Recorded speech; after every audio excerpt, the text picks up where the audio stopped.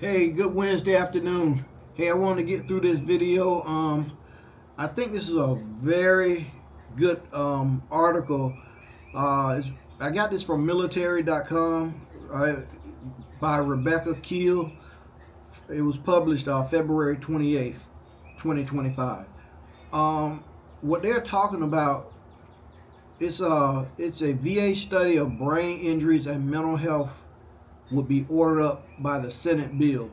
So it's not a bill yet, but they're working on it. And from what I've read, I think this has a lot of potential to save a lot of veterans' lives down the road. So hang in there with me. Let's get through this. Key senators, including the chairman of the Senate Veterans Affairs Committee, are renewing a push for in-depth study of how brain injuries affect veterans' mental health.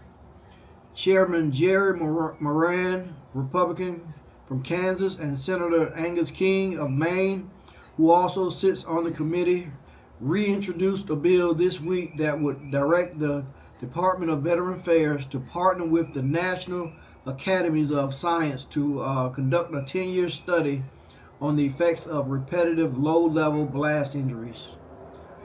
The Precision Brain Health Research Act, that's the name of the act, will help us understand why and how blast injuries are impacting veterans' mental health and make certain VA is able to quickly incorporate these findings into care for veterans and enable them to receive an accurate diagnosis and treatment plan, Moran said in a statement.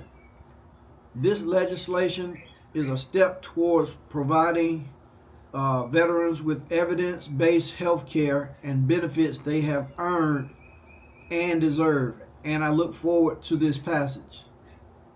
The pair previously introduced the bill in December, but lawmakers did not have enough time to act on it before the end of congressional session, necessitating its reintroduction. Moran, who became chairman in January, has identified veterans' mental health care as one of his priorities, and the blast injury bill is expected to be one of the pillars of his effort in that area. Lawmakers across the political spectrum have ramped up efforts to understand, prevent, and treat traumatic brain injuries, or TBI, among service members and veterans amid a growing body of evidence that injuries and devastating symptoms are caused not just by enemy attacks, but also from routine military activities such as repeatedly firing artillery. Military.com, hang in there with me, I'm about halfway. Military.com has reported extensively on evidence that TBI is linked to an increased risk of suicide among veterans, and that the Pentagon officials squandered opportunity to get ahead of the issue.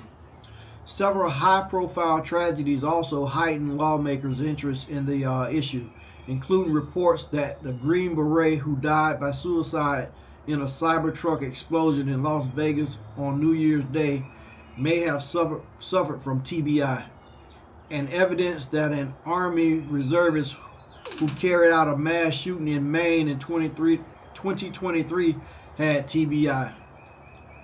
The bottom line is we must expand our understanding of the impact The bottom line is we must expand our understanding of the impact all blasts have on mental health so that we can take proactive measures and protect the long-term health and well-being of our military community. King said in a statement about reintroducing the bill with Moran here in Maine, "We know all too well the horrible tragedies that can occur when brain injuries are left untreated." Last year, Congress and the Pentagon did extensive work tackling the issue from the military side. In August, the Pentagon rolled out a new brain health strategy that included giving new recruits baseline cognitive tests and requiring training instructors to stand farther away when some weapons are being fired. Then in December, Congress built on that and added sweeping new brain health efforts, to its annual defense policy bill. Among the requirements in the defense bill are mandates to modify existing weapons to reduce blast exposure, both for those using the weapons and those standing close by, and to develop future weapon systems with brain safety in mind. So they're looking to do a real lot with this bill. Moran and King bill would turn the focus to the VA side of the issue. Under the bill, the VA would have to study data on treatments that are illustrating positive outcomes for patients within the health system of the Veterans Health Administration with likely low-level repetitive blast injuries. The data assessment would also have to include a characterization of military occupational specialties and units known to experience higher levels of low-level repetitive blast injuries. So the VA would also have to research how to improve the diagnosis and care of veterans with likely low-level repetitive blast injuries. And according to the bill, it will also need to study whether growth hormone replacement therapy, which some studies have found to be effective TBI treatments, and improves cognitive function, quality of life, brain structure, and other negative symptoms for veterans and blast injuries. I'm almost to the end right now. The bill would also create a data sharing partnership between the VA and the Pentagon and allocate $5 million annually to the fund for the next 10-year study. The bill is endorsed by several veteran groups, including the American Legion, Veterans of Foreign Wars, and Wounded Warrior Project, according to Moran's office. Part of keeping our promise to veterans is making sure that the Department of Veteran Affairs is prepared to deliver the best possible care and support to those who suffered brain injuries in service. Brian Dempsey, Director of Government Affairs at Wounded Warrior Project, said in a statement provided by Moran's office, the Precision Brain Health Research Act of 2025 would set VA on course to more effectively treat TBI and better understand the impact of repetitive low-level blast exposure on veterans' mental health and brain.